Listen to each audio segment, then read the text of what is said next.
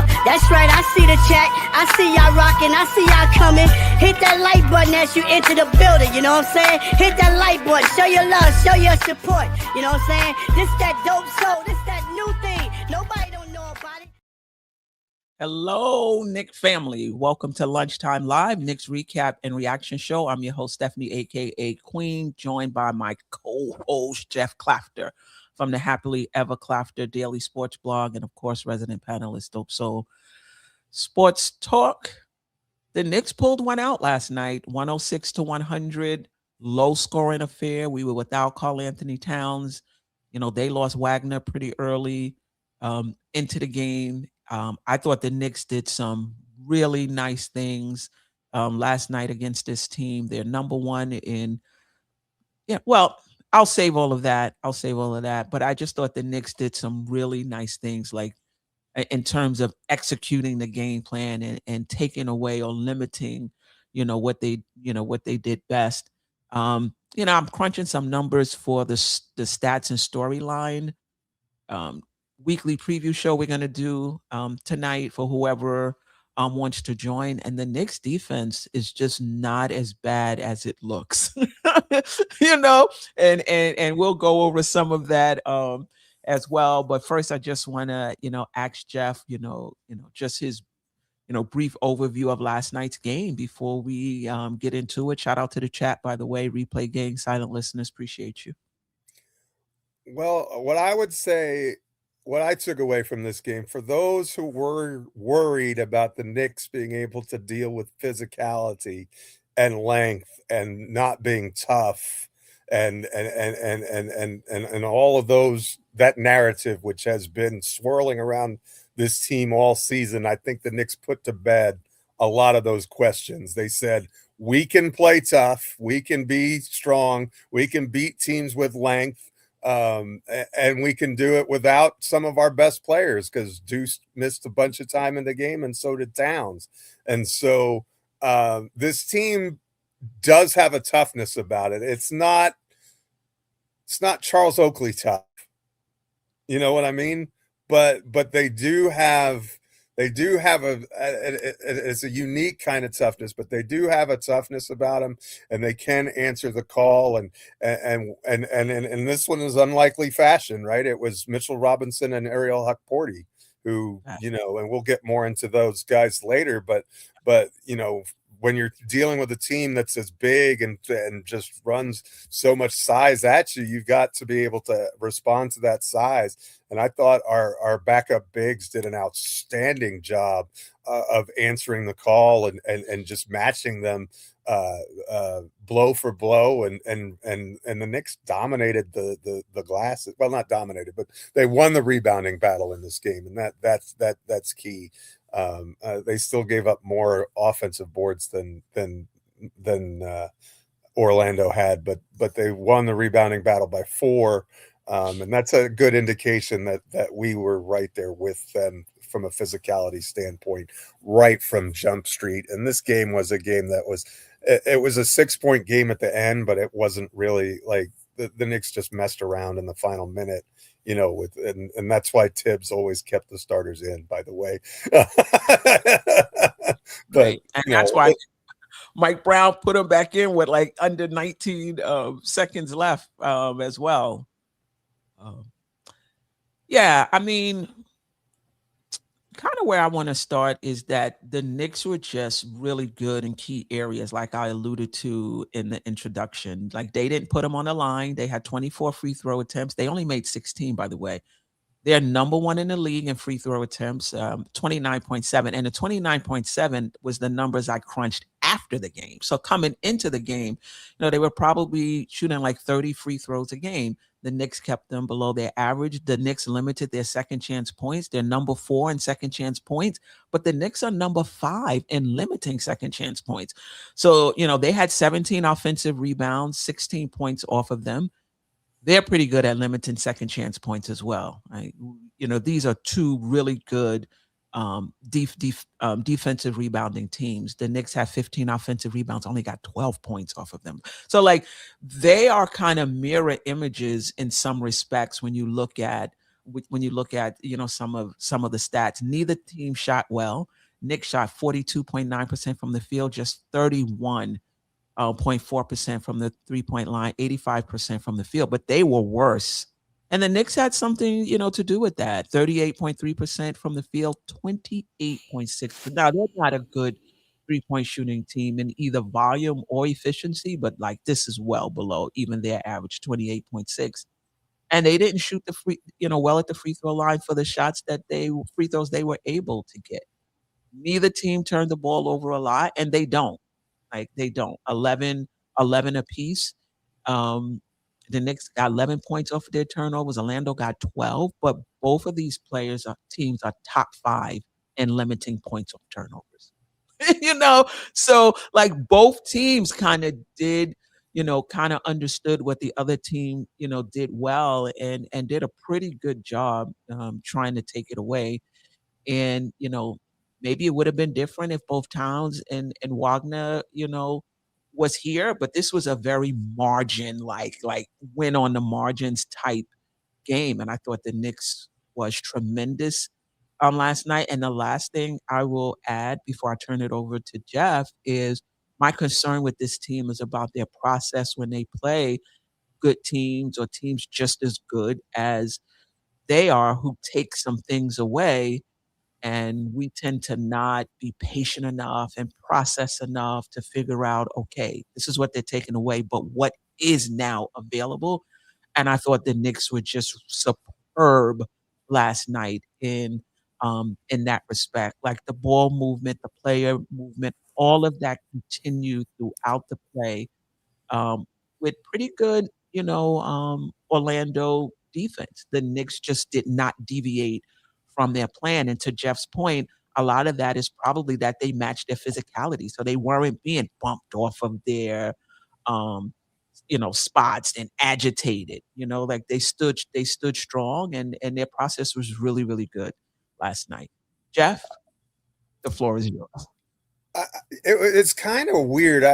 You watch that game and it just didn't have a flow in the fourth quarter. It was very erratic on both sides. Like there were just a bunch of sequences. Like, what is happening here? Like, the just lack of shot making and just kind of going back and forth and it's just. I don't know if sloppy is the right word for it, but it kind of felt like it was just a sloppy run in the mud, get in the muck kind of a game. And the Knicks needed one of those, and they needed to win one of those, And so kudos to them for finding a way to get the job done. And I think that it says a lot about this team that they continue to find ways to win when they are faced with a lot of adversity, the injuries and everything else. And I know we're going to get into some specific players in a minute. I don't know where you want to start on that conversation. You can start there if you want to. You can start. But I was really impressed with OG Anunoby last night or yesterday afternoon.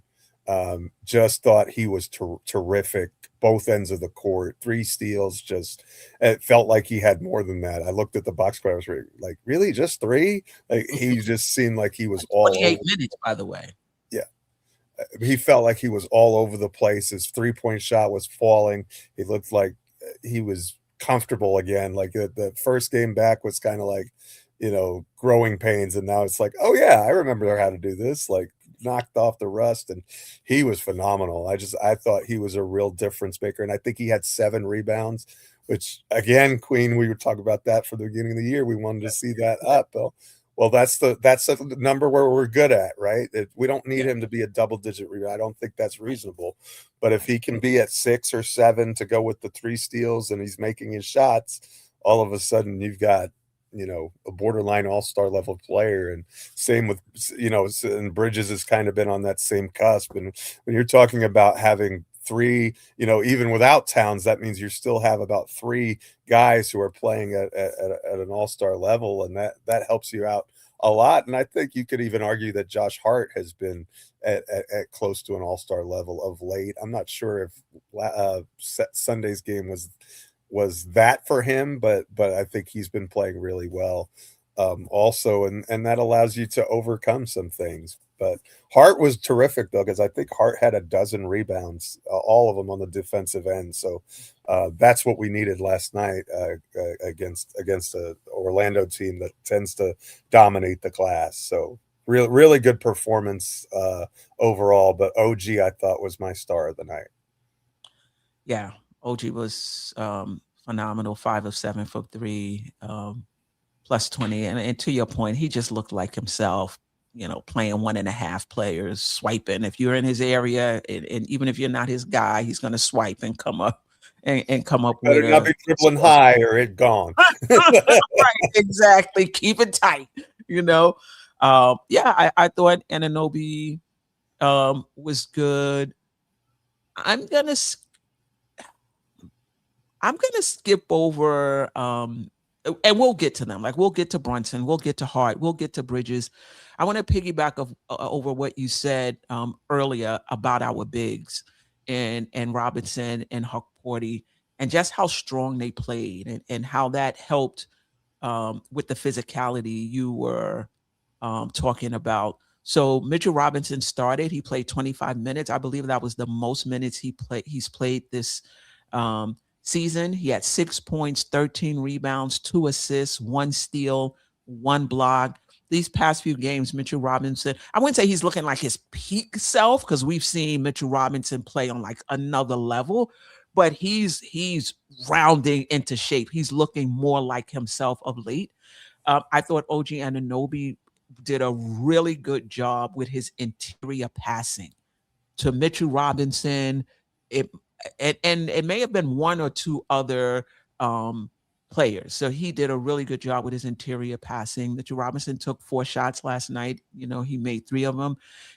8 offensive rebounds, 5 defensive rebounds, plus 8, for those who are into the plus minus. I just thought Mitchell Robinson was really, really good. And then when he goes out, Hukporti comes in 23 minutes. This is somebody who's had multiple strings of games where he just did not even take off his warm-ups. And he came in last night and 7 rebounds, 6 points, 4 from the line, 3 blocks, 2 assists, 1 steal, and a partridge in a picture. Like, he was just Tis the season. Tis the season now, Steph. He was just, Mike Brown in the press conference said he had 4 50-50 balls. He had a chase down block. He's a really good passer in the half court. If he can make it, he's patient too. Like, he doesn't force it. He looks, and if he feels like it's not open, like, he doesn't make the pass. I thought Hukporti and Robinson filled in admirably for Towns. And listen, when you're filling in, you're not trying to be who that player was.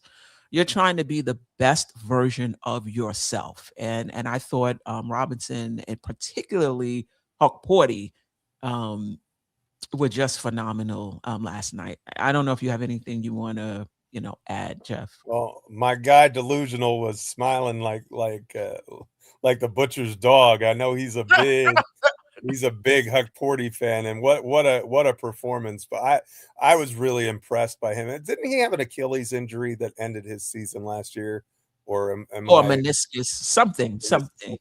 Well, anyway, one of those injuries that are difficult to come back from, and he's worked and worked and worked, and nobody talks about him behind the scenes.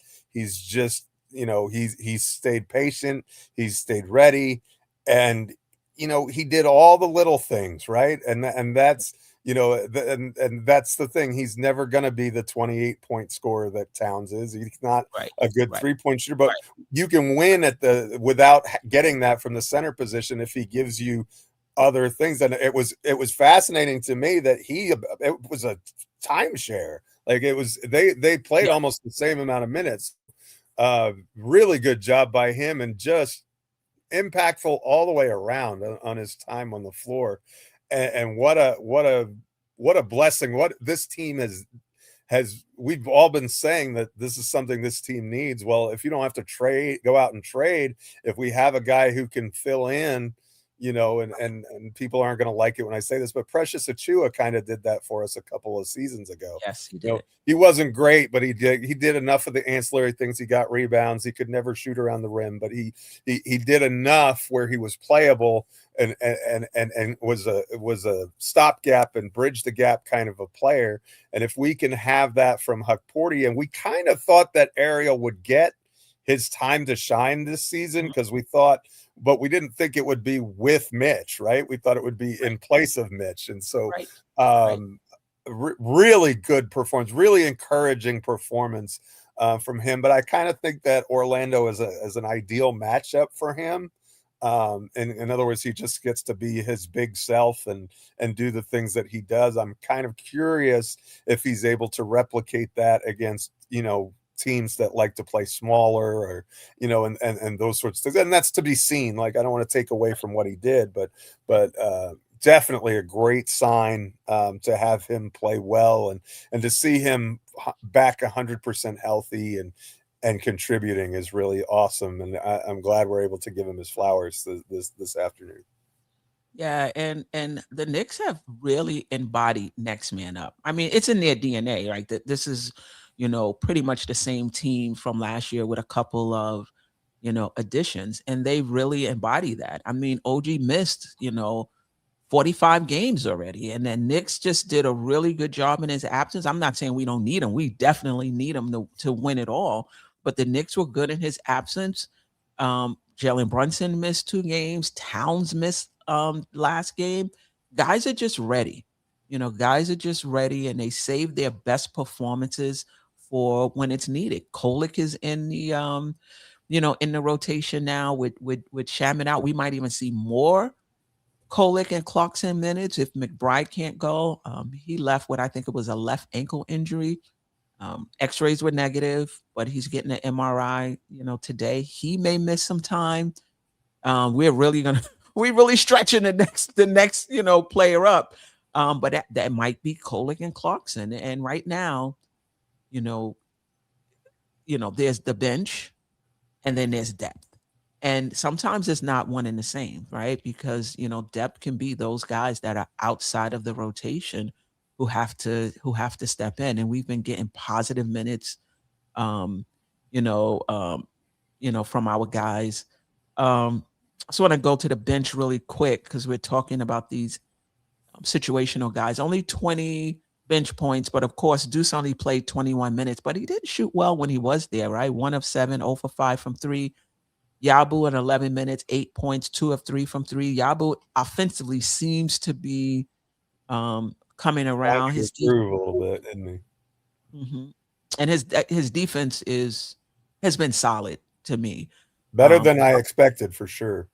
Yeah, and it's mostly about his team defense, just being, you know, his rotations and being where he's supposed to be, and he seems to anticipate because he gets there. Either he's super fast, which is possible. You could be big bodied and super fast, or his anticipation. Like, he just seems to be moving like right on the pass. He gets there very quickly.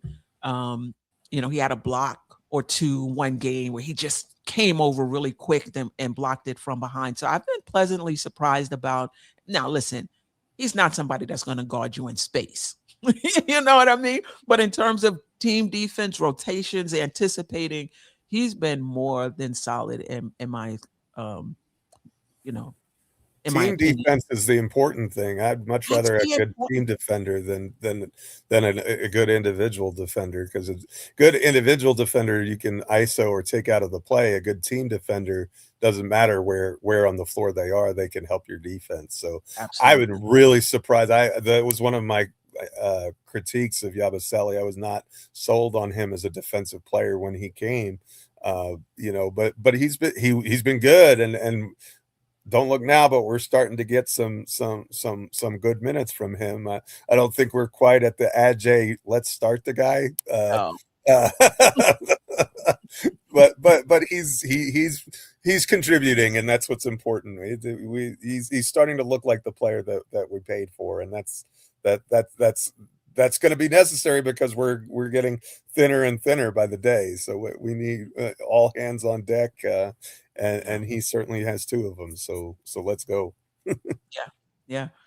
Um, where do you want to go next? Yeah, where do you want to go next? Well, I think it's funny that Jalen Brunson has a 30-point game and he's a footnote. He probably should have been the lead, but an interesting Brunson game, 30 points, 9 assists. He actually had 1 assist taken away. Otherwise he would have had the 30-point, 10 assist game, but didn't shoot the ball great. I mean, 10 of 23, but he was cooking from inside the arc. I think almost all of his misses, or at least half of his misses, were on threes. I think he was 1 of 7 from 3-point range, and his 3-point shooting is down on the season. I think he's at 36.9%, which is about 2% less than his career numbers. So it's just 20 games. I'm just chalking that up to statistical variance. I do think that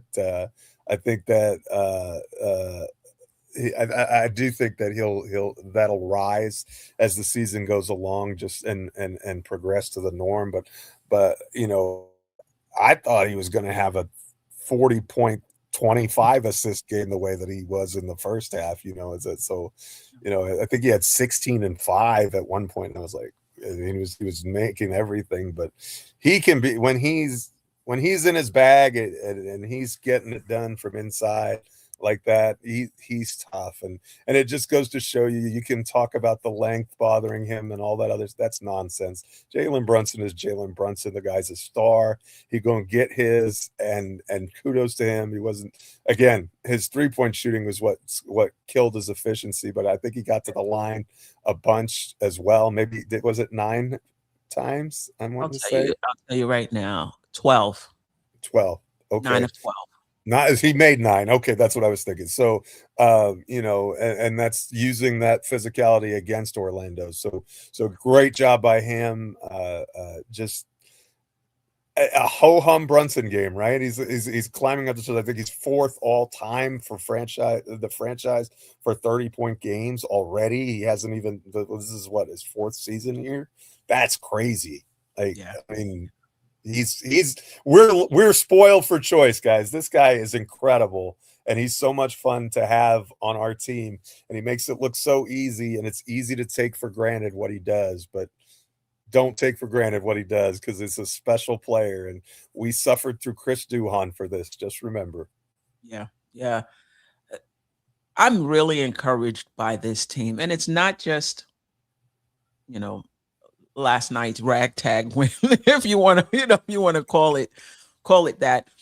It's just their resiliency, right? New system, new coach, new players. The rotations are, all over place, settling down as of late, but can't really settle down, because then there's injuries. You're missing OG, you're missing Cat, you're missing Brunson, and this team just continues to chug along and become this no excuse team that Mike Brown is talking about. They're really good offensively, and as we always say, there's still some more meat on the bone, offensively. And the Knicks are just not as bad of a defensive team as they appear to be in some they're games. Not elite by any stretch of the imagination, but they're not traffic cones either. So they're kind of, I don't know what you call in between a traffic cone and elite is. There's a lot of space there, but if it's a spectrum, I think we're kind of closer to elite than we are to traffic cone, but not like a lot. Yeah, but you know what? When you think about it, there are multiple aspects of defense, right? And when I was comparing the Knicks defense to the Orlando defense in these different areas, they weren't that far apart. Now, obviously, Orlando was 5th in defensive rating. I'm just reading off this list I have here. The Knicks are now 13th. They're 8th in opponent points per game. The Knicks are 4th in opponent points per game. Opponent field goal percentage, the Knicks are 6th. Opponent points in the paint, 4th. Opponent fast break points, 7. Opponent second chance points, 5. Opponent points off turnovers, 4. Opponent 3-point percentage, they got it down to 20. They're just not good in, defending the 3-point line. Part of that is they're prioritizing the paint. Some will also say it's the lack of length, and so you don't have the length to get out there. I say, but if you're smaller, you're quicker.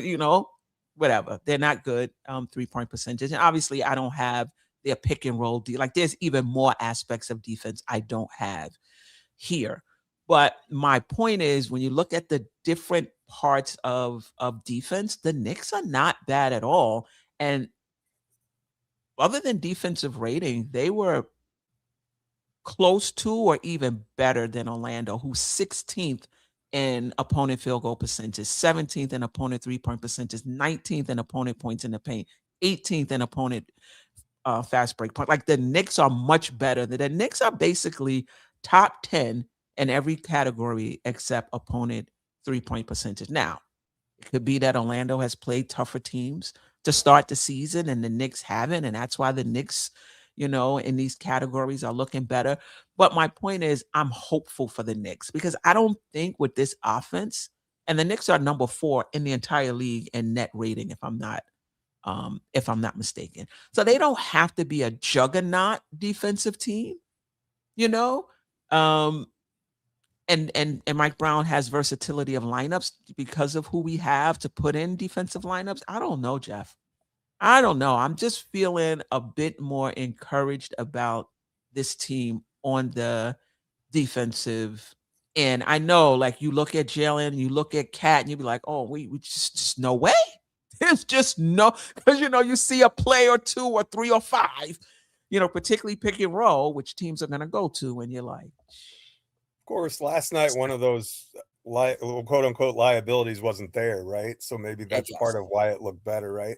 You're replacing an offense first player with 2 guys who are more. I mean, are defensive oriented. Let's be honest. I mean, that's why you're playing Hukporti and Robinson, and they, to their credit, they played well, but maybe and maybe against a team like Orlando. I don't want to be without Towns, but I'm saying maybe against a team like Orlando, it's better to have someone who's ready to rumble in there and get physical and match their physicality, which is not something that Towns really likes to do. Like I love Cat, but he doesn't like the physicality. He doesn't. It tends to bother him, and sometimes it gets in his head even. But get back soon, Karl. I'm not in any way disparaging him or anything like that. I'm just saying from a stylistic standpoint, having the 2 bigger defensive players may have worked out. Let's just put it that way. It may have worked out in our advantage, even though we would obviously prefer to have all of our guys healthy. Yeah, that's true. But I will say, Jeff, like the stats I read off wasn't just about last night. That was the Knicks on the season, and that's what makes me a bit encouraged. Let's see if they're able to, I think they can be an average defense. I've kind of thought that all season. I'm not sure we'll get up to top 10, but when you read off a bunch of those statistics, it kind of feels like maybe they can. Because if you can, if you can maintain all those other things and just be a little bit better on your defending the 3-point line, be a little bit sharper and crisper in your rotations, and those are things that should improve as the season goes along, right? Because you should be more comfortable with your defensive assignments and those sorts of things. We saw under Thibodeau the team consistently get better defensively as the season goes on. Well, Mike Brown, I think, is similar in that aspect. So maybe we creep up toward that. And if this team is anywhere close to top 10 defensively, they're going to win 50 games easily because the rest is there. Yeah. What I will say, what I don't have here is the Knicks pick and roll defense. And that's going to be huge in the playoffs. Where, Brunson will be picked at, and what are the schemes going to be? So that part I don't have, but that's huge, particularly in playoff basketball pick and roll defense. So the Knicks will need to shore that up. I don't have that. I could tell you right now without even looking, it's not good. It's not good. At least I would guess that. That it's not good. Let me see. You mentioned Hart, 17 points, 12 rebounds, 2 steals, 1 block, 3 of 5 from the 3-point line. Bridges, 34 minutes, 12.7 assists, 6 rebounds, 1 steal, 1 block, 6 of 7 from the field. Didn't hit any of his 4 3-pointers. This guy's just another day, at the office for him. Anybody else we didn't talk about?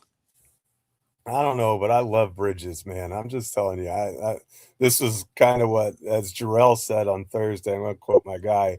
He's like, this is the X factor that we've been waiting for. This is the player that we thought we were getting when we sent 8,000 draft picks to Brooklyn, and he's finally arrived. I don't know if it was just getting used to it. I don't know if he hated Tibbs and refused to play. He's been incredible, and what I love about Bridges is that, and it sometimes can drive us crazy, but the fact that he doesn't have to get his shots to be effective, and sometimes he's not aggressive enough, and it's like, come on, McCall, you could do. But I think that personality with this team is what we need, right? Because we have so many guys, like OG was feeling it and cooking last night, and so he's going to get what the defense gives them within the framework of the offense, and just do his thing, and his defense, especially when he doesn't have to guard the point of attack. We've seen that's not his specialty, but when he just gets to kind of roam and play free safety, I think it's really good. I don't know. I think it was Mensa on X said that he last year he was like an all-star free safety that we were playing at cornerback, to use a football analogy. You know what I mean? And there's different, it's different being a safety than a corner. And so, you're not utilizing to the best of his ability. And that, that doesn't mean that he wasn't an okay corner, but that's not how he's going to star and how he's going to shine. And he seems to be put much more in a position where he can shine defensively when he's not at the point of attack. And we've seen that this year, and I think the defensive numbers kind of reflect that. Now, if Deuce is missing time, I don't really know, and Shamet is out, who becomes our attack dog, so to speak, because that's not Kolek and it's not Clarkson. They both help facilitate and make the offense better, but I don't know where that's going to come from in the interim, and maybe Deuce doesn't miss time. I don't know. I just tend to assume that, the worst with this. Well, I do assume the worst, let's be honest. PTKD, post-traumatic Knicks disorder. But it will be interesting to see how that affects us defensively moving forward if we don't have anybody really to fill that point of attack defense role for the next, I don't know. I mean, listen, when it comes to point of attack, I think what many of us don't take into account is that Brunson can't guard the point of attack. And so if Brunson can't guard the point of attack, who's the next best player in that starting lineup? It's not Hart. It's not OG. It's Bridges. Bridges is going to be the point of attack defender. There's just no way around it. Now, when you bring in Deuce, now he can move on. I think Mike Brown has done some things schematically as well. They switch, so sometimes there's less screen navigation, but Deuce is playing, if not the same amount of minutes as last year, because whenever Deuce was in the game, he had the point of attack as well. So I'm not sure I don't know if what's different is just he's less on the point of attack. I think there's some schematic things going on too. The minutes may be the same because Brunson, when those two start, it's Mikal Bridges, right? So I think there's been some schematic. Well, when they start with Deuce, like which we've seen, right? Then that's been. I think that's the schematic. But we don't do that, though. But what I'm trying to say is we don't start Deuce. Right, Deuce will start if there's injuries, but he's not a starter. He comes off the bench, and when he comes off the bench, then Mikal moves. That was different than last year as well. right? So I don't know how much more minutes Deuce is playing this year. So I do think there's some schematic changes as well. And then also, it's possible that we had Shamet, that when Shamet is in, that takes minutes away. Clarkson, it may not be the best, but the bench is deeper. That takes, that takes minutes, away as well. But, the big part of it is the fact that Brunson cannot play the point of attack.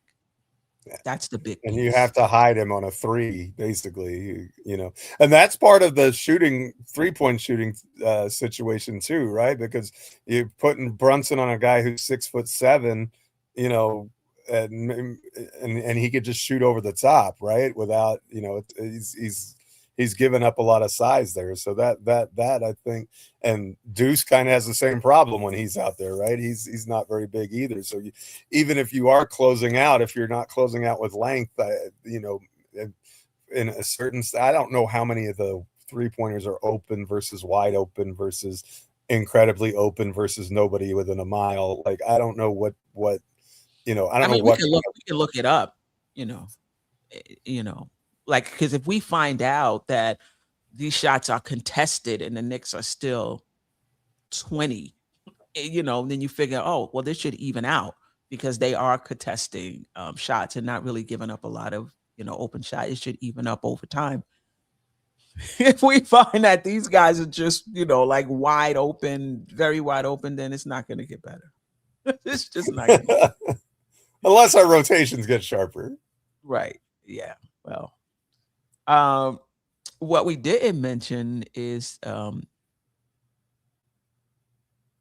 this game actually didn't have anything to do with that. The Knicks, earned their place in the NBA Cup. So Tuesday they'll play Toronto, who have we lost. may be seeing this Orlando team again on Thursday, by the way. Like if we and Orlando do the same thing on Tuesday, we're playing each other again on Thursday. So I think it's Saturday. Or Saturday, whenever it is. I'm sorry. It's Saturday. Yeah. So, but anyways, if we do the same thing, we're playing Orlando. If we do opposite, then we play Miami, is my understanding. So, the winner of the Toronto Knicks game will play the winner of the Miami Orlando game. Right. Yeah. Yeah. So,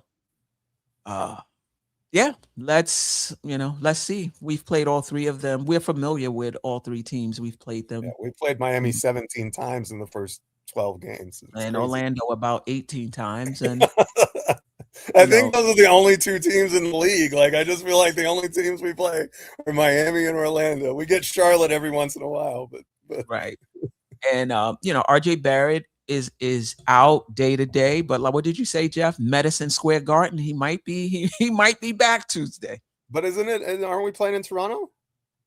In Toronto, we're playing in Toronto. In Toronto. Oh, that's true. That's true. In Toronto, that's right. So that's. But I think Barrett's a big loss for them because it carries, Geoff. It carries. Everybody it plays. carries. Yeah, it does. You're right. It does. Or at home. It carries. You got that little ointment, a little liniment that it's a transitive property. You're absolutely right about that. Absolutely.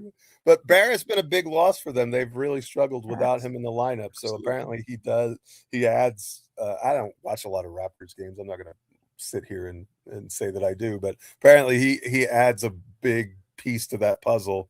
Because they've struggled mightily with him out of the lineup the last 4 or 5 games, and they were lights out before he got hurt. I mean, they'd won like 9 in a row or something like that, second best team in the East. So don't take anything for granted. Just because they played bad against Boston doesn't mean they won't whip up on us. We haven't proven that we're a good road team yet. We haven't had a good road win really all season. So we've struggled there. So now is the time to kind of figure that out, right? We're 3-6 on the road, 13-1 at home. So we've got to get better there, right? You got to be able. Good teams can win on the road too, right. But that's one thing that we didn't mention is best start at home since 92-93. That's really what I want to see. I've been wanting us to be a dominant home team forever, and it's really good to see that for whatever reason Mike Brown just has these guys locked in when they play at the Garden. I was so sick of it being the place where, as Madison Square Garden, the place where everybody goes to get well, and the stars just come in and have their big nights, and no, squash all that. I want this to be a place where you don't want to come to the Garden because we rip out your soul and we walk away embarrassed. Like that's what I want to see from this team. And we've been, phenomenal at home so far this year, and, call it the competition or whatever. But, I think that's a really good sign, and that's part of it, right?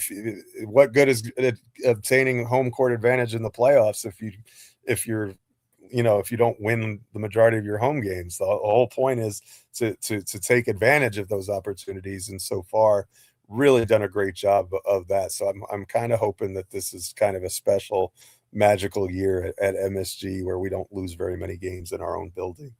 Yeah, I hope so too. But the flip side is the Knicks are going to have to win on the road. They got it. They have to be better. Oh, absolutely. They have to be better on the road, particularly in the playoffs. I mean, the chances that you're going to win every home game, it's kind of slim to none. So, yeah. What did you say? 3-6? Yeah, I think so. Yeah. Okay. Well, we have an opportunity against Toronto on Tuesday for an opportunity to go to Vegas. And, play in the NBA Cup, not a big deal for me, but it seems to be a big deal for the players. I forget about it. I was like, oh, yeah. Tuesday is a quarterfinal. It's a quarterfinals game for the NBA Cup. But I mean, if they win, Kolek doubles his salary. So it is a big deal for some of these players. Like I'm exaggerating, of course, but it's a lot of money for the guys who are the bench players who don't make a ton of salary in the NBA. This is a really big opportunity for them to make some Christmas cash. I mean, I don't even know if it's Kolek, Jeff. Kolek got an extra, he signed one of the highest, contracts for somebody, and for a second round pick. Said he's already in Vegas waiting. He's right.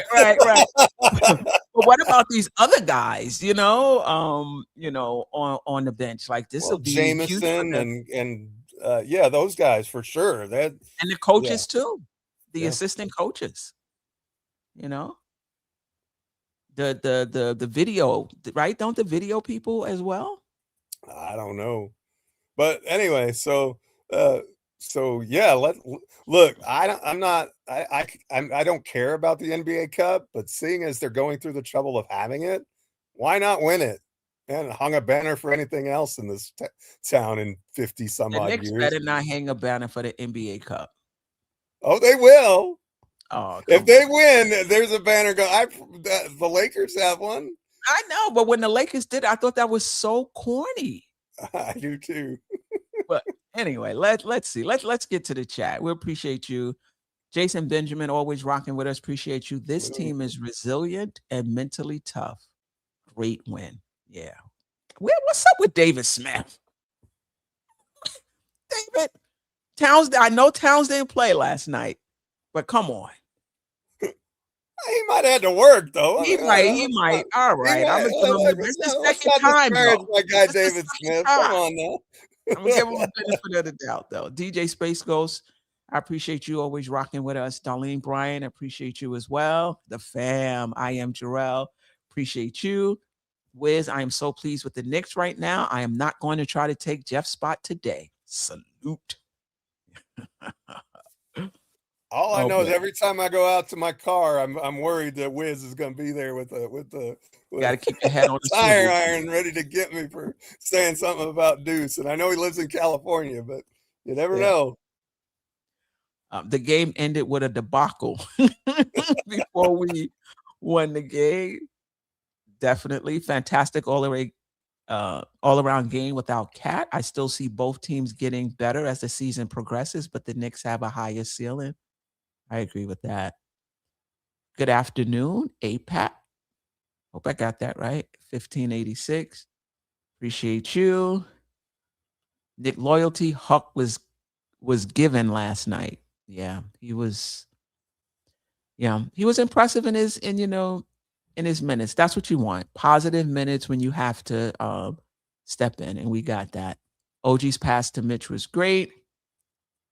JB and Cat can hit 28 to 32 points. OG and Macau 20. Hart and Do 16. That's 112 if they just play their game. So any points from Clarkson, Yabu, etc. Yeah, I wish it played out like that every game.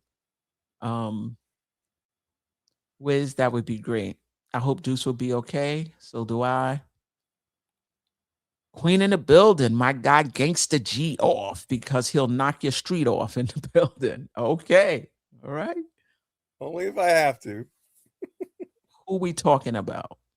Okay. Hopefully somebody answered that for him or her.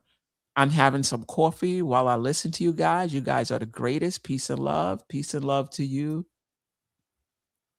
as well. Shout out. You. What's up, my guy? Been a minute. Appreciate you, hopping on. I miss you guys. I miss the space that you guys took up when you guys did the morning show. But appreciate you, Jigga. Okay. The Knicks are good. Just they need to make sure they really get this chance while Tatum and Halliburton are out for a long time. I mean, I think if the Knicks handle their business, they'll be right in there, regardless. In game, Knicks medical staff voted best in the NBA last season. I trust them 100%. He also thinks the Magic are dirty. Oh, this is Ajay's cousin. Not a coincidence that Knicks players get hurt playing them, Shaman and Do. Shout out to you. In game, you're not the only one who who thinks that. Staff, shout out to the real AD, Jeff, Giannis. Jake Fisher reported, was it yesterday, that the Knicks are still Giannis's first choice. I don't know. He's an NBA insider. I don't know where he got that information. Well, he's an insider. So, Charles Turner III, we need to revamp our backbench. Like, you mean where Hukporti, Diawara, and Kolek play? Because that's really the back of the bench, right? When we're fully healthy, those guys either don't play much or don't play at all. So are you saying you would like an upgrade there, or are you talking about the back of the bench when we're healthy, which would be Yabu, Clarkson, right? Yeah. Let me know. All right, Wiz. If this is top 20 defensively, we'll win 50 games easily. If we get top 10, then we approach 61. I got to say, I'm not even worried about the 50, 60 wins. I'm worried about our seeding. Can we get home court advantage for as many series as we can? And can we get to the finals? That's, if you're talking about a top 10 defense with this offense, I'm thinking that we can get to the finals. In game, OG also could have been hurt if you watched the replay with Bane and him. Thankfully, nothing happened. Okay. All right. Ally Wise. Salute. What's up? Appreciate you. Wise. Yeah, Ally Wise. I appreciate you. Okay. Nah, that's our guy. Nick Nation said David Smith has become the butt of all jokes in each. Nah, that's our guy. I actually like David, David provides a lot for the show. He's always rocking with us. I appreciate always him. Rocking. And you know what? You can be the super duper extra president of the Karl Anthony Towns fan club, and that's fine. Like, there's nothing wrong with that.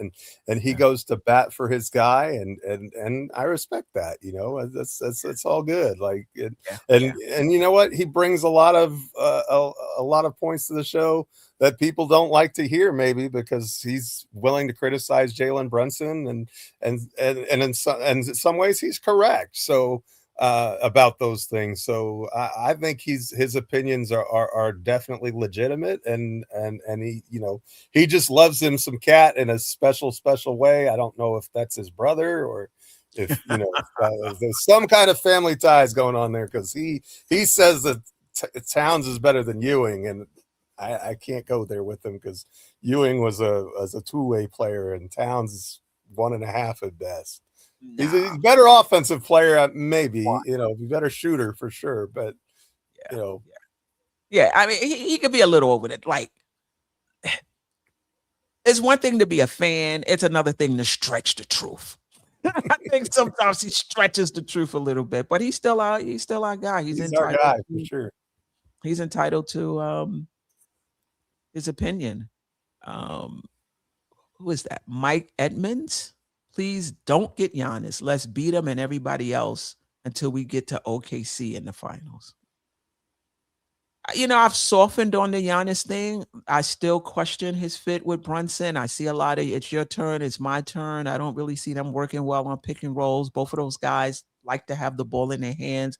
I do think Brunson can play off of Giannis more so than I believe Giannis can or may be willing to play off of Brunson. But at the end of the day, as you know, I think it was, I want to say it was Ajay, could have been all three of you said, if you can get one of the best players to ever play the game, you bring him in and you figure it out. You can't argue with that we would definitely need to, we'll be a different team. I don't think it's happening anyways. I'm not as convinced at all. Like, to me, this is Knicks for clicks, you know.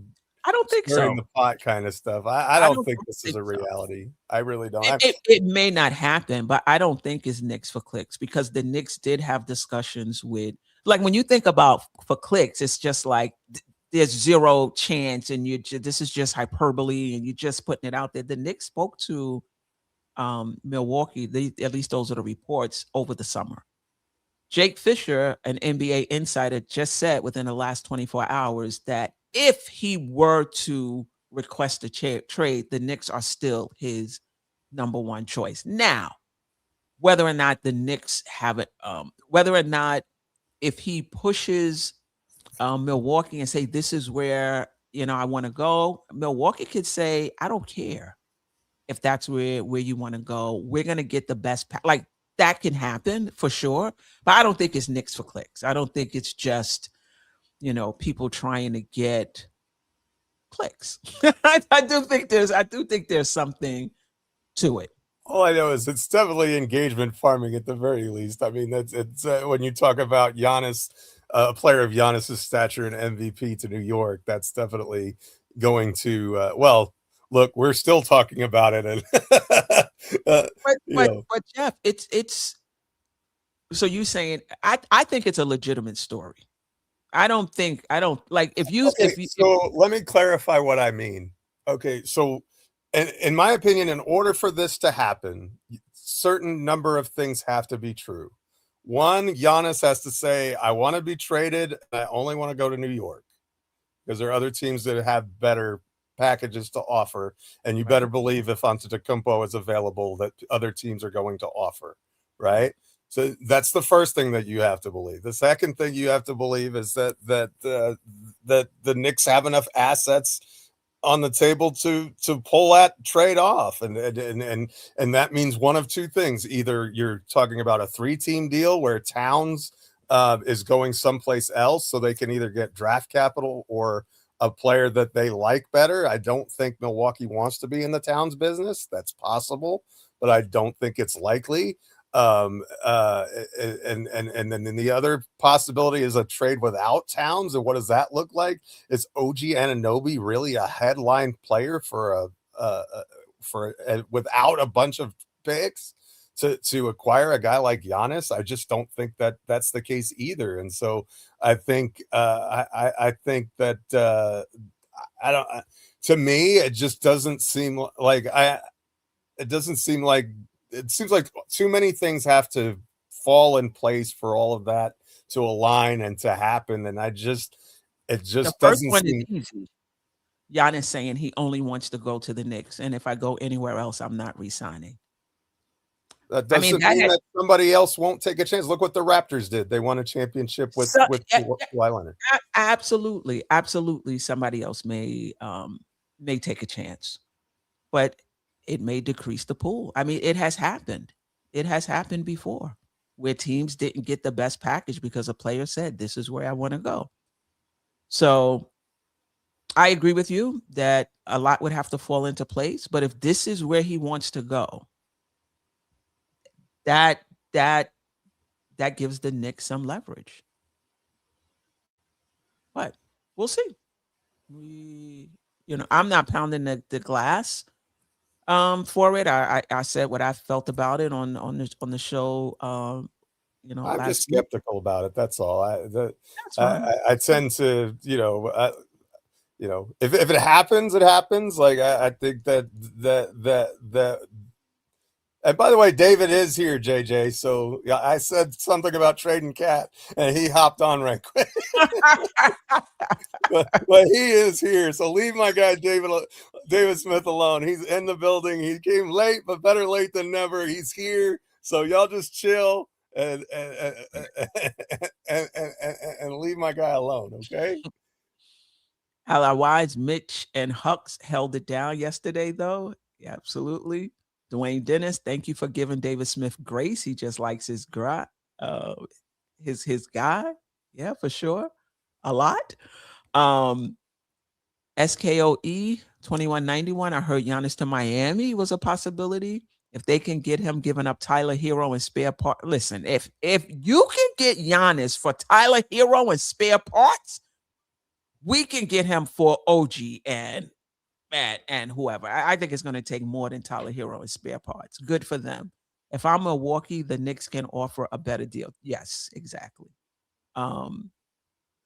If Tyler Hero is headlining the deal. Cat and Deuce and bye-bye. I don't think that's enough.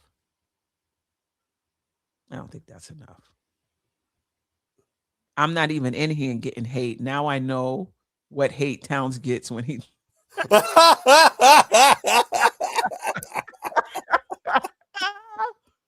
Welcome, David Smith. Appreciate you. Hang in there, David Smith. Don't let him rattle you, my guy. Oh boy. Oh yes. Don't let Giannis go to Pistons. Like this move, if he doesn't come to the Knicks, if he goes to anywhere else in the East, could change the landscape. I definitely don't think he'll go somewhere else in the East. I think if he goes, it'll be the Lakers, the Spurs, or the Thunder. Yeah. And I don't think it'll be the Thunder because they're rolling along without him. I don't know why. Like they're rolling along without him, but the playoffs are something totally different. And look at them last year; they won by the skin of their teeth. Facts. Yeah, but I think those are the three biggest competitors, if you will, in the Giannis sweepstakes, if there is one. It's not Knicks for clicks. It's legitimate. Oh wait, it's legitimate. David Smith trading Towns is a huge mistake. Towns was a playoff riser. I mean, when I look at this team, we only got a few. We only got a few players on this team where I'm pretty confident in because I saw them in the playoffs. I've seen Brunson in the playoffs. I'm pretty confident. I saw Cat last year in the playoffs. He was really good. He was really good for us. Hart has been good for us in the playoffs, though he didn't play that well against, who was that? Indiana. Bridges had his moments. Robinson has historically been a playoff riser, so I'm confident about Mitchell Robinson in the playoffs. After that,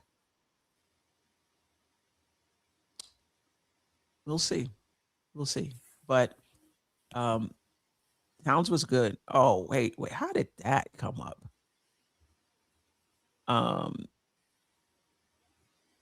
Can we ban this guy, please? Yes, you can. Let me do it. Yeah. I don't even know how I must have clicked something by mistake.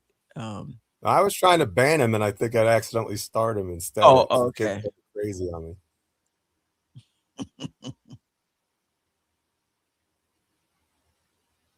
So David says Giannis has bad knees, hurt more often lately, can't shoot the three, can't space the floor. 3 first-round exits in his row. His team has a 10-15 record currently. Okay, but how many games has he missed this season? 4. Right? But I do hear you, but I do think the talent around him, even if we have to give up a Cat, let's say we had to give up Cat and OG. It's a lot.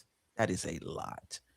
I still think the talent around him would be better than what's around him, what has been around him in Milwaukee the past few years. Would you agree, Geoff, or no? Yeah, look, I love Towns, and I think the ideal thing for the Knicks is to add Towns add Giannis to Towns and Brunson, because to me that's a formula that makes a lot of sense for winning, because Towns complements the things that Giannis does very well. You can play him outside as a stretch 5, and knock down the shot. He provides the shooting and the spacing that you need when you have a player like Towns. And so I think that if you're gonna make that deal, that it would ideally, I think it would be having them both. But again, having a defense that's anchored with Bridges and Giannis and Anunoby is pretty tantalizing too. But look, Giannis is a top 5 player in the league. If you have a chance to get him, you get him. Towns is great, but Towns is not that. So I mean, you have to if the opportunity presents itself, I don't see how you can not do it. That's just from a practical standpoint. And I'm always a guy who roots for the name on the front of the jersey and not the one on the back. Like, we've got to make this team the best possible unit we can to win a championship. Does Giannis guarantee a championship? No. But does he increase our odds significantly? I believe that he does. And so if that opportunity presents itself, it's hard to not take a bite out of that apple, in my opinion. I don't know if he does. I don't know if he does. And I think that's been my hesitation. Like, I don't know if I believe in that. So this is basically fit versus talent. I don't think just having the best players mean you're going to win a championship, or that you have a better chance of winning the championship. I think how players complement each other makes a difference. And particularly in the playoffs, how teams can scheme against you. It becomes really big, in the playoffs. So, but would I be willing to take a chance on it? Yeah, because I think Brunson can play both ways. And I think if it came down to Giannis handling the ball most of the time, because that's when he's at his best, I still think Brunson would still be good. Would he be his optimum self? I don't think so, but I think he would still be good. And if you have shooters around those two guys, but I don't know if I could say because he's better and you're taking away Towns, you're taking away OG, the ceiling is just overwhelmingly higher. I don't know, Geoff. I would have to think. It makes sense though, but I would have to think about that myself. Bucks will go with the best deal. Look at the Melo situation. Listen. We would have. I don't think the Knicks did a really good job with the Melo situation, surrounding him with players, and they were in a more favorable salary cap situation than the Knicks are now. You could bet your bottom dollar if Giannis is here, this front office is so astute, and they're also have basketball minds as well. And I'm sure Mike Brown will be a part of the conversation, is how do we fill out this roster to take maximum advantage of these two players? And one other thing though, Queen, that I think that is important to mention is that Giannis has won a championship before. So he knows what it takes. He's been on the journey and he's completed it. And I think that's important. Nobody else that's in our core group has. And so that to me, that experience is valuable, right? In other words, if you have a guy, and not just a guy, not just a guy who's PJ Tucker, who's, holding the pom-poms on the bench as your 15th guy, but a guy who's been through the wars and has won, that and knows how to get to the top of the mountain. Maybe that's the guy you need to drag you those final 6 games, right? That's what we're talking about here, is the final 6 games, because that's how close we were last year. So David Smith is right. OG did, but he was not a primary player on that Raptors squad. I don't even know if he played in the playoffs. I think he was hurt, but OG was on that roster. But what I will say is, down the stretch, the ball will be in Brunson's hand. I don't think Giannis is not somebody who could create. Giannis is not somebody where, when the defense is set, you put the ball in his hand at the top of the key on the wing and say, get us a bucket. I don't know if he's that guy, but Brunson is. And if you remember, when Middleton was there, he was usually that guy down the stretch because of his ability to create. But you got to pay attention to him. You would want the ball in Brunson's hands because Giannis isn't a great foul shooter, right? And then, so the tendency down the stretch is you want to foul the big fella if he gets the ball, because he only makes like 66% of his foul shots, maybe a little bit higher than that. I don't want to discount his stats. I haven't looked at him that. It might be a little bit. He's shooting better from the 3 this year too, over 40% now. Yeah. I don't expect that over the course of the season to stay over 40, but he's been better. David Smith, that's okay. Knicks are title contenders with him, but Jeff said this to me the other day. There's a difference between Jeff or Ajay, being a contender and having the best chance to win it all. 2 separate things. And AD says this team is not good enough to beat the West teams, right? So there's a few contenders, but of those few contenders, are the Knicks for both the East and the West Coast, are the Knicks in the best position to win it all? I don't think so. And real AD, Anthony made the best argument right there, is that I kind of agree with him. I'm not sure that we're good enough to beat the teams out West. And I'm not sure if, to me, Giannis puts us in that plateau if it were possible. And I don't think it is, but if it were to happen, I think that takes us up another level, and it does make us more competitive with the West. I could absolutely see this Knicks team getting through the East and then getting drummed in the finals by a OKC or Houston or the Lakers. I maybe not the Lakers, but OKC for sure. I could see that happening. I don't know. It's too early to really speculate on that. Let's get to the playoffs and then out of the first round of the playoffs and all of those things first. But let me ask you, Jeff. Cat, Giannis, Brunson, or Giannis, Bridges, Brunson? Well, I would probably say Cat, Giannis, Brunson, but Bridges isn't part of the equation, right? Because Bridges can't be traded this year. So Bridges is going to be just a thought experiment. Just a thought experiment.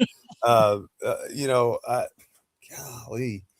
I don't know. It's interesting because I think that you really want to have a shooter who's a big.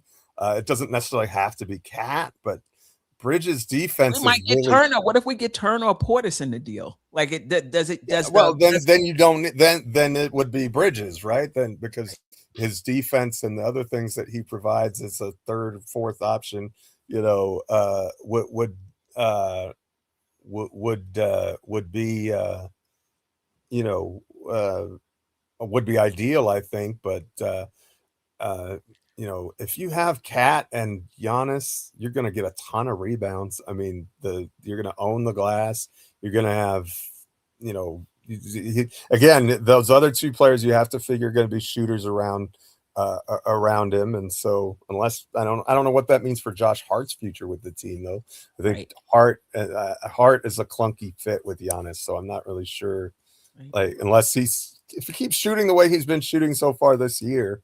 But he would come off the bench anyway. Like, he wouldn't be, Yeah, like we have clunky players now together. And Mike Brown doesn't mind the clunk. He just throws them out there. But I agree. If Hart is here, and he may go, but if he is, he would be coming off the bench for sure. All right. Yeah, I really think shout out to Docosaurus. It's been a minute. Docosaurus That's Rex. my guy. Yeah. It's been a minute. Y'all really think the Bucks want to have Miles Turner and Cat on the same team? No, I don't think so. I think it'll probably be a 3-team trade. Like Jeff said, it'll be a bit more complicated, right? Phoenix would be the team that I would Matters. think that would be a natural fit for Towns. And Phoenix has a bunch of draft capital now. They got a bunch of it back with what they did, so they could send if they wanted to. That would be a natural fit if you're talking about sending Towns to a third location. That would certainly be one.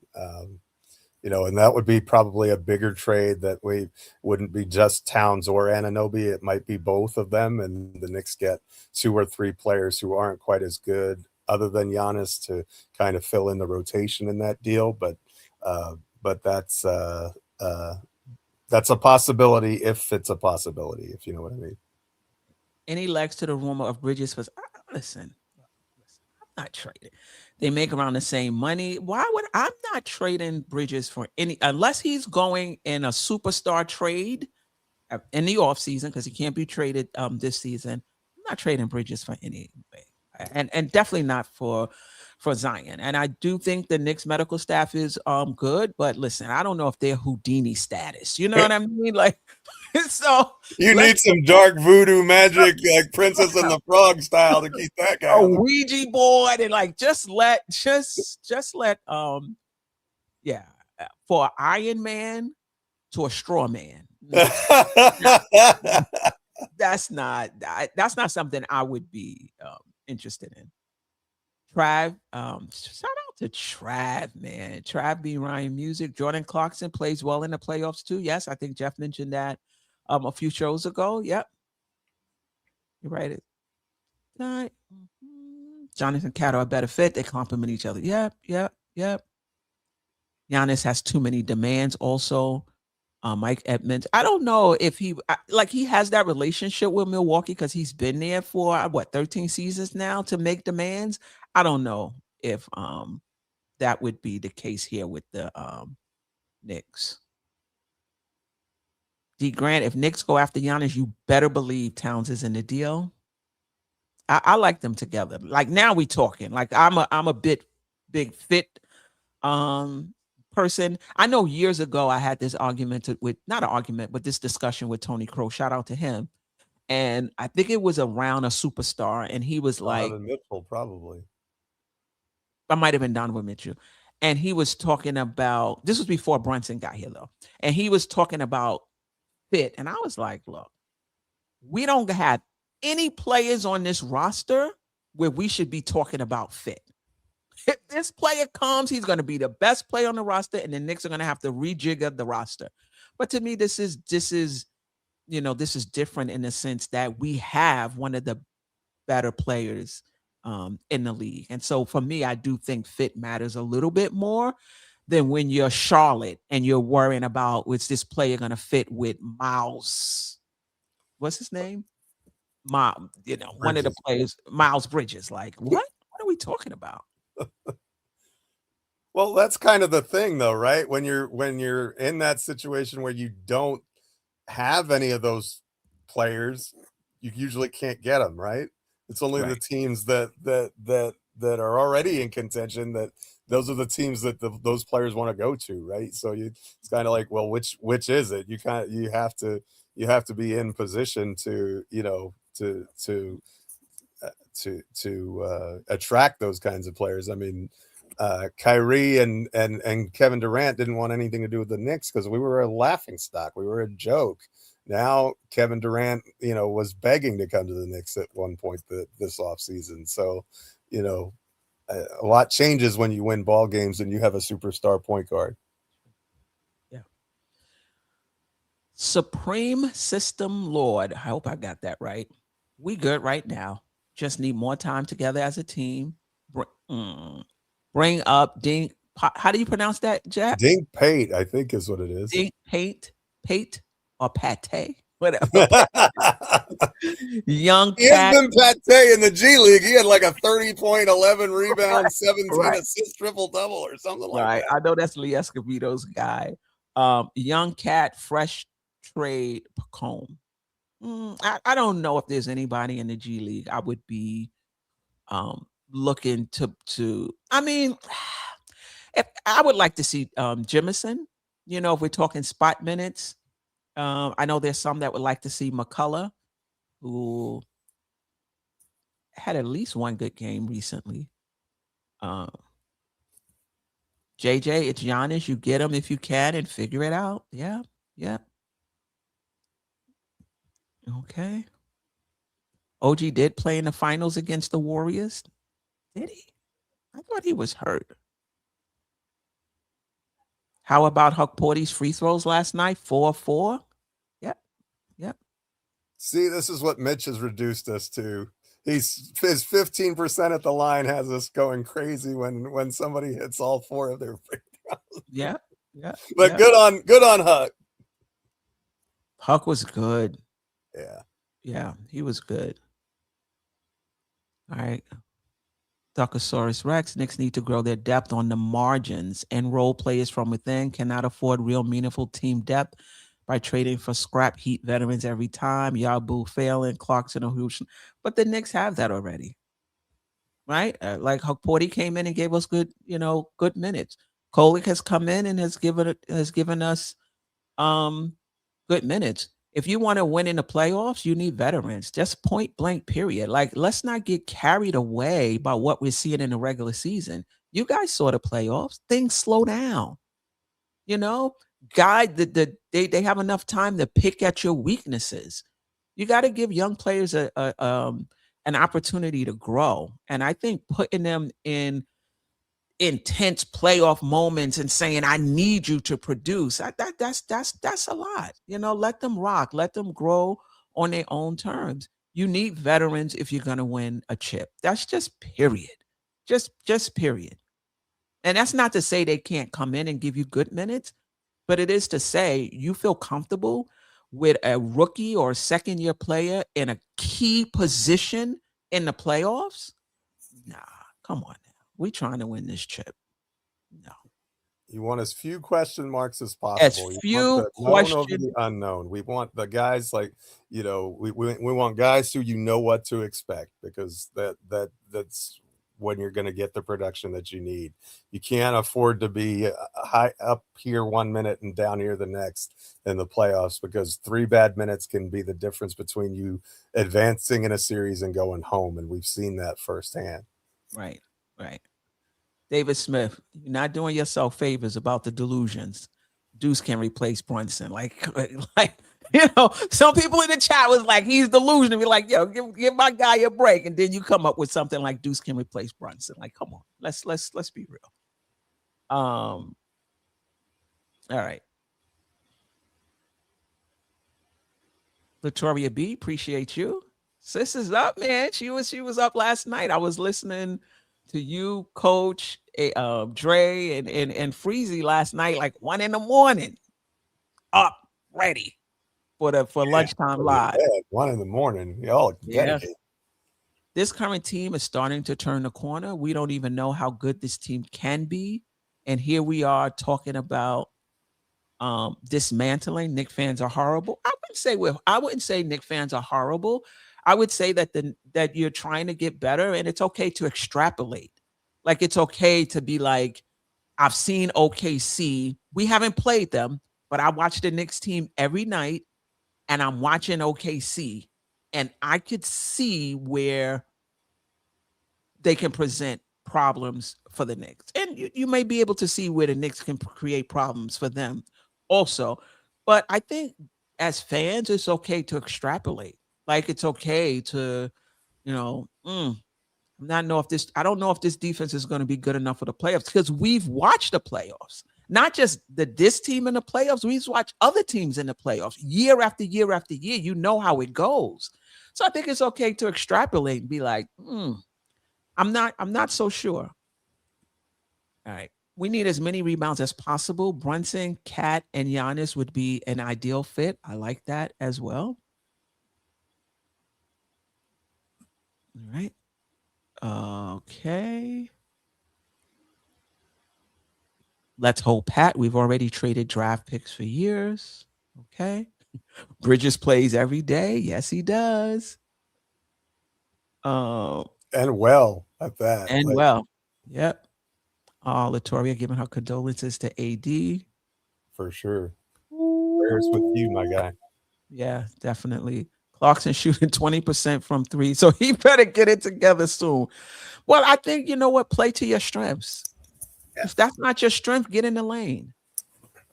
You know? That's where I'm at with Clarkson. Like, he's never going to be a lockdown, knockdown 3-point shooter. That's not who he is. Like, if that's who we're expecting him to be, we're always going to be disappointed with Jordan. Like, we need Jordan to be the best Jordan he can be, and that's the guy who gets in the paint and gets to the free throw line and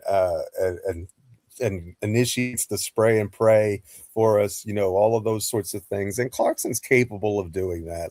But funny part about it is he missed all of his shots last night and somehow was +9, which cracks me up against Orlando. I don't know how that, and he didn't really have any other ancillary stats, as Ron would say. So I don't really know how you get to be +9. He was just on the court with the right guys, I guess. Because he was 0 for 5. It goes the other way as well, Jeff. Some guys are, negative because they're just on the court with with bad guys. Yes, Chop Low. I had a feeling that might have been you. Shout out to Keith Chink Photography. Yeah, he's not a big fan of Cat, wants him to go. Star chasing is not the way for the Knicks. We got to learn the right way to build up our own internal depth and create a factory. Listen, we're here now. We're here now. This is not like 4 years ago when you were like, all right, we got to build the right. We are actually here. And we got to maximize the window now.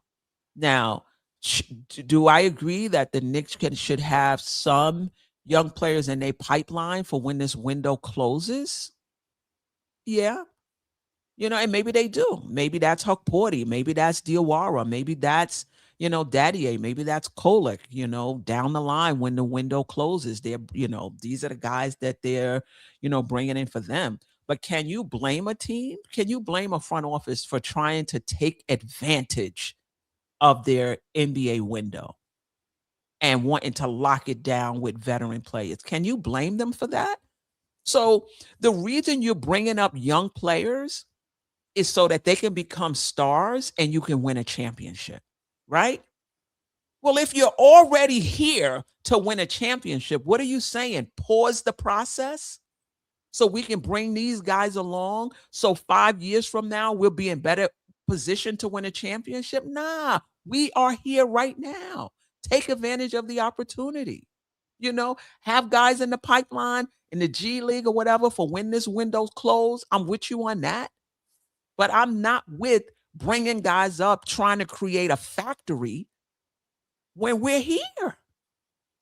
Come on. And the other thing is, what we want from our front office, or what we should want, is that they're exploring every possibility to make this the absolute best team it can be, right?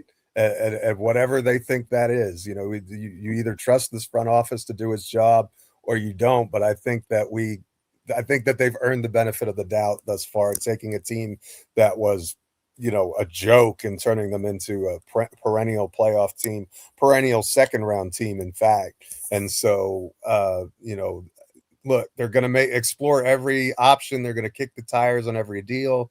And that's what they're paid to do. And that's what you should always be doing. You should never think that we have enough. You should always be looking, well, how can we get better? It's just, it's the same thing every day with practice. You're always looking to get one step better than you were the day before. Front office has the same job. How do we increase the talent in the building? Right. How do we? Chances. Yeah. Sorry. And if that's Giannis, that's Giannis. And if it's not, then that's fine too. I've said this before. I think that we can win a championship with Giannis, but even if we don't get him, I think we can win it. And so, I'm comfortable with where we're at either way. I think this is a really good basketball team, and I'm having fun with them. I don't know about you guys, but this is a really fun start to the season, and I think they're doing a good job so far. Like quarter pole, we're right where I expected and wanted to be. I think the injuries are starting to stack up and pile up a little bit, but that's the regular season too, right? That no team goes without, goes healthy all 82 games. So we've shown that we've had guys we can plug and play so far, and that's a really big thing. I mean, Landry Shamet hasn't played in a while either, and he's going to be out for still longer. And so, he was a really good piece for us. OG's missed a bunch of time, so we've had we've had our share of challenges, and we just keep rolling. And hopefully the Towns injury isn't super serious where he can be back in a couple of games. I forgot about that. Right. What's good, Knick family? Salute to the chat. Salute to Geoff and Steph. Lunchtime feels so much better now. Let's go Knicks. Shout out to Ron from Still Knick fans. I'm surprised he's still not on his Saturday show. Right. Right. That's my guy. Ron is brilliant. If y'all haven't checked out Ron's show, he can hold it down by himself like a superstar. And he really is an incredible talent. He's like a radio, just a radio show. Like if you just have to take a long drive, you can just put Ron Still Knicks fan on, and he'll carry you the whole trip. You don't even need a playlist. What's the caliber of player of OKC's young players and the caliber of players of the Knicks players? That's not the same. SGA is one of one also. I think that has something to do with it as well. Alexander is so good that it makes it changes the equation in a lot of ways. But the impressive thing about them is they're doing that. Jalen Williams has played like 2 games this year, like the good Jalen Williams. I know they have like 7 of them, but the good Jalen Williams has hardly played this year, and they still have only lost 1 game. That team's a problem down there, and well, it's up for me, but down for most of y'all. Any update on team is dangerous. Any update on Deuce McBride? I haven't heard anything. I'll check when I the Knicks medical staff, though, they're not real forthcoming when it comes to updates. We probably won't know until they have to give the report, as availability report on. I don't know, when does that come? Does it come out 24 hours before, or I don't even know, but sure. Size 9, the bar is game 6, ECF, no matter what we do. Knick fans didn't want to trade RJ and quickly. Right. And so didn't want to trade RJ and quickly. So it's like, oh, the Knicks are giving players away and they're turning into, star players on the other team. But who did we get in return? We got OG, who's a star himself and fits much better with this team, in my opinion, than RJ and quickly. So you can't just think about what the Knicks gave away and, they're doing better on other teams. Who did the Knicks get back for those players? And that's one of the things that's the trading, right? Everybody, you're going to have to give up something to get something. Like, you're not going to get Giannis for, Hukporti and McCullough and, you know what I mean? It's like, you're talking about an MVP, but anybody, if you're going to get quality players, typically, unless you're the Celtics, you have to give up quality players. Like, it's very rare that you can just fleece a team, and it's always about, quote unquote, winning the trade. Well, the best trades are the ones where both sides win. And I think that happened with the OG Anunoby trade. I think we got what we needed, and they got Barrett and Quickly, who are both very good players as well. Right. And so go ahead, Joe. Go ahead. No. Go ahead. Timelines matter. Timelines matter. Like, when you trade these guys, you're not trading them because you don't believe in them. Sometimes you're trading them because you're trying to accelerate your timeline. Right?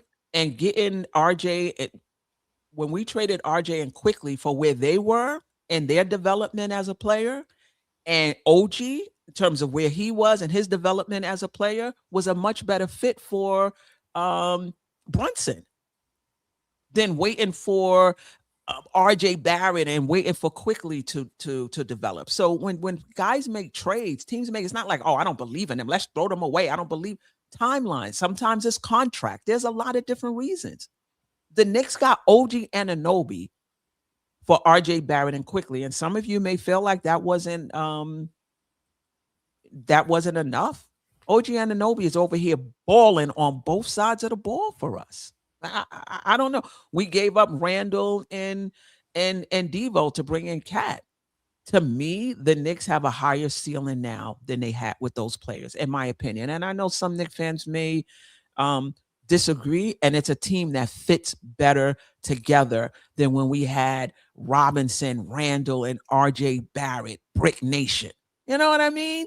Yeah, to me, it's this is just a better fit, and in my opinion, a better ceiling. Now, if there's some players I would love to get back on the team, number one for me would be Hartenstein, but we just couldn't. There was just no way for us to hold on to him. But if Hartenstein was on this team with Cat, oh my goodness, it's just not to be. And frankly, if we could have afforded to keep iHeart, we would have, right? That was a salary cap. This wasn't a case where the Knicks didn't want Hartenstein. It just, the salary cap situation worked against us, that we couldn't pay him as much as OKC. And, the guy went for more money and won the championship. It's hard to really, fault that. But it wasn't a case where the Knicks didn't want to keep him or didn't do whatever they could to keep him. They offered him as much money as they could. It just wasn't enough. And that happens sometimes. Yep. I don't know. Neymar Sekhan. I think I butchered that. I'm not sure if this is your first time. Welcome. If not, welcome back. All of this we talking about, the pros and the cons and the fit and the this. Please go get Giannis to the Knicks. Let's just keep it simple. Please go get Giannis to the Knicks. All right. Shout out to Nick Yak in the house. Nick Yak in the house. Appreciate you. It's not about star chasing. It's about what will make the team better. OKC win games with their defense and timely shooting. Giants Giannis makes Knicks defense better, period. Okay. We won by 6 is because we pulled the starters. Okay. All right. Wow. The chat is hot. I'm like, I can't even get to the bottom of it. It's hopping. It's hot. Nick Yak, Hartenstein might be a free agent next year. OKC drafted a lottery pick center to replace him. Team option. They have trouble affording. The Knicks wouldn't have any money to bring him back if he's a free agent. Could they trade for him? I'm not sure who we would give up. Giving up key rotation players for Giannis is one thing. Giving up key rotation players for Hartenstein is something totally different. And remember, when the Knicks had that opportunity, AD, Hartenstein wasn't the player that he ended up being. Like, he kind of blew up, when Mitch got hurt. We didn't even know if he was going to be anything more than a 10 or 15 minute a game guy at the center, much less a guy worthy of being a starter the way that he was. I mean, he really blew up that season, and in hindsight, yes, but at the time when we could have done that contract, I don't think anybody would have locked him in the way that we would have needed to. Yeah. You're absolutely right, AD. That was the choice the Knicks made, and they continue to make that, to stay flexible. So they do make tough choices, when it comes to signing players, extending players, over keeping flexibility. They do tend to favor flexibility. And sometimes when you do that, you do lose out, but let's not lose sight of the fact that it has worked out for the Knicks multiple times, keeping the flexibility.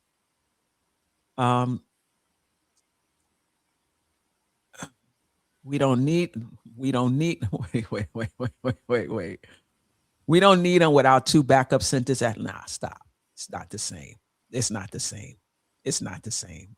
I'm not going to go off with one game where these guys play really well and say we don't need Giannis. These 2 guys can hold it down for a championship run. I'm not ready to say that, Nick Yak, but I do hear you. They played well last night. I'm not willing to say that at all. My guy Jerrell, Steph, and Geoff is the best. Yes, my lunch is over and I'm not getting any work done. Well, we don't want to get you fired, Jerrell. For sure. Any last words, Geoff? Just thanks. This is a lot of fun. We're gonna have another one. You're on tonight, right? I am on tonight. Anybody who wants to join from the panel, we'll drop the link. Anybody else who want to join, we're doing Stats and Storylines, which is our weekly pregame show, and we're gonna go over Toronto, Miami, and Orlando. The Knicks will, if the Knicks might not. If they lose, it's a wash. But if they win, what do the losers play each other as well? The losers play each other too. So we could play Orlando either way. Because if the either Knicks way, that's what you were trying to say. That's what I was saying before.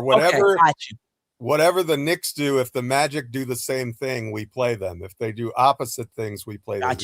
God, it was too complicated a point, Geoff. Come on. But we wouldn't do that in Vegas. That's the difference. If we win, we go to Las Vegas for the semifinals. I think if we lose, it's just a road game, maybe a home game. I don't know. I got you.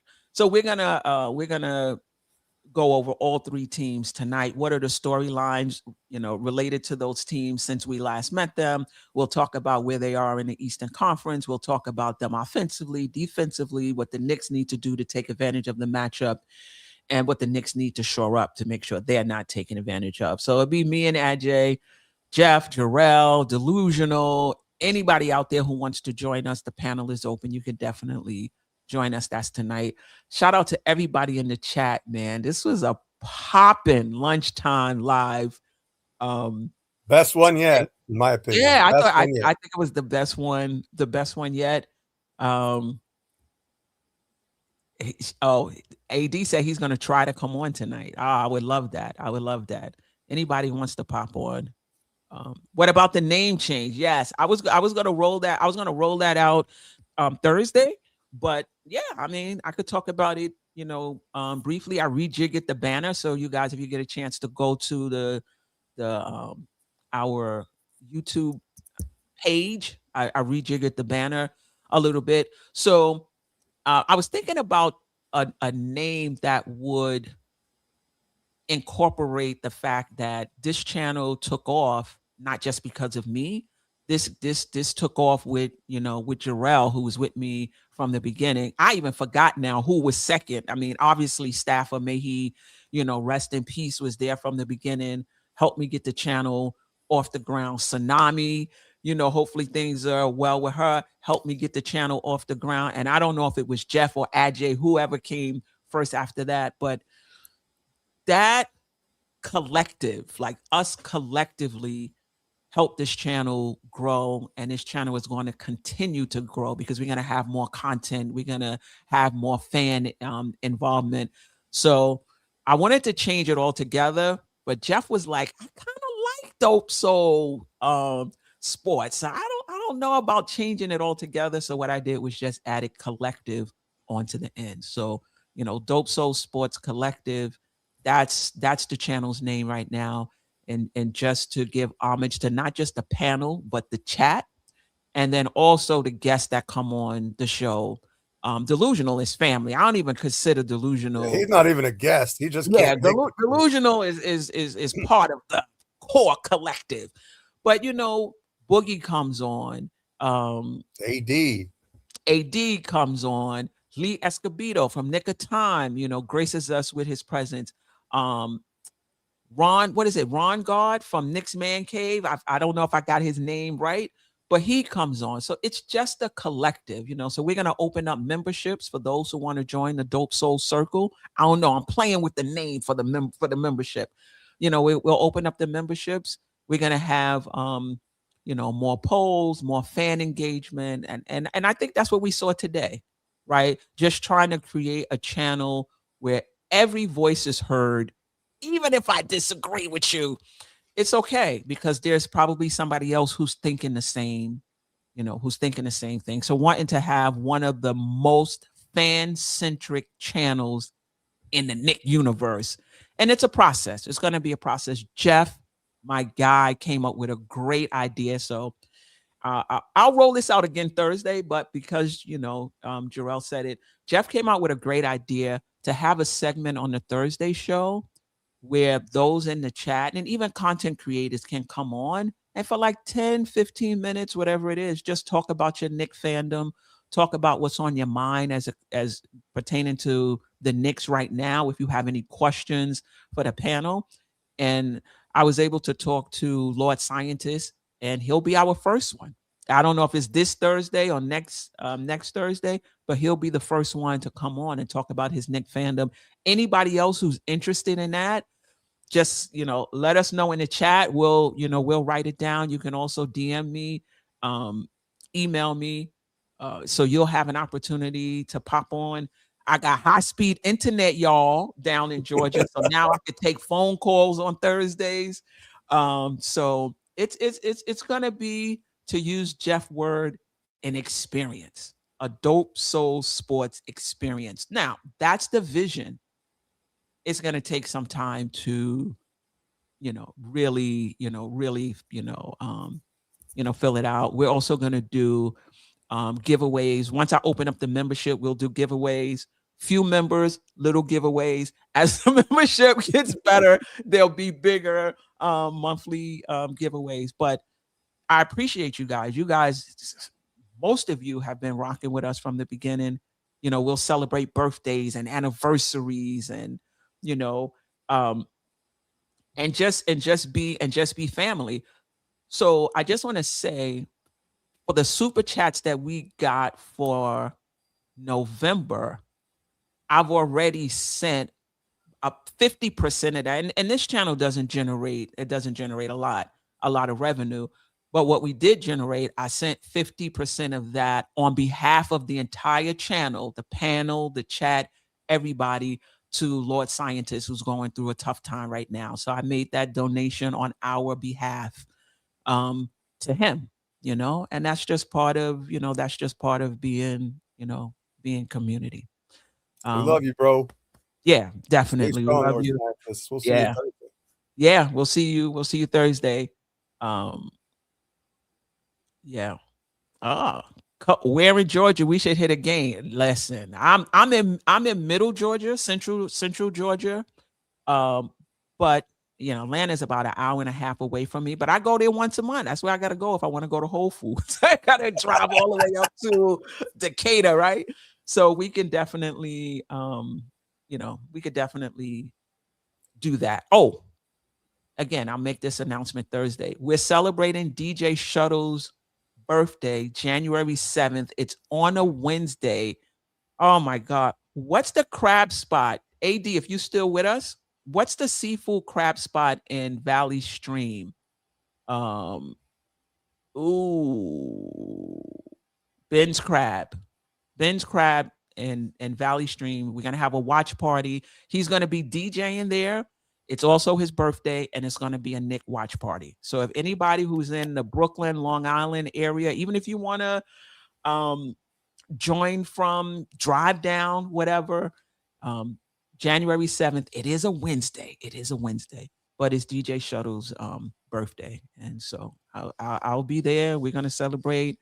I'll have me a seafood bowl with the spicy lemon pepper sauce. You know how I do.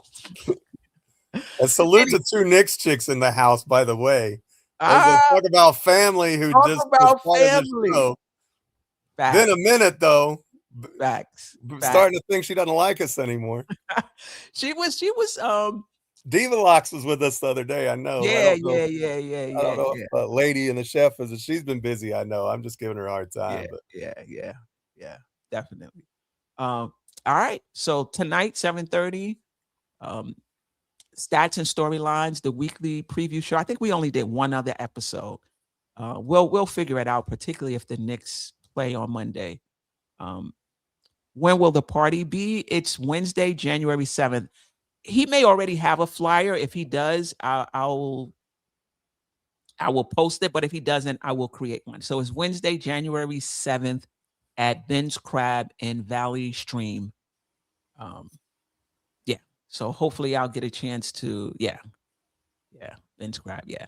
Hopefully I'll get a chance to see some of you there. Anyway, until next time, until next time. I like that. Yeah, there you go. Until next time. Until next time. Every time with that. Okay. Peace, family. Peace. Sister, you one of a kind. Yes.